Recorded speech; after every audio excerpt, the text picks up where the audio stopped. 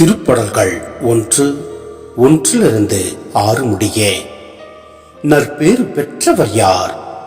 அவர் பொல்லாரின் சொல்லின்படி நடவாதவர், பாவிகளின் தீய வழி நில்லாதவர், இகழ்வாரின் குழுவினில் அமராதவர். ஆனால் அவர் ஆண்டவரின் திருச்சட்டத்தில் மகிழ்ச்சுறுபவர். அவரது சட்டத்தை பற்றி இரவும் பகலும் சிந்திப்பவர். அவர் நீரோடையோரம் நடப்பட்ட மரம் போல் இருப்பார். பருவ காலத்தில் கனித்தந்து என்றும் பசுமையாயிருக்கும் அம்மரத்திற்கு ஒப்பாவார். தாம் செய்வது அனைத்திலும் வெற்றி பெறுவார். ஆனால் பொல்லார் அப்படியில்லை. அவர்கள் காற்று அடித்து செல்லும் பதரை போல் ஆவர். பொல்லார் நீதி தீர்ப்பின் போது நிலை நிற்க மாட்டார். பாவிகள் நேர்மையாளரின் மன்றத்தில் இடம் பெறார். நேர்மையாளரின் நெறியை ஆண்டவர் கருத்தில் கொள்வார்.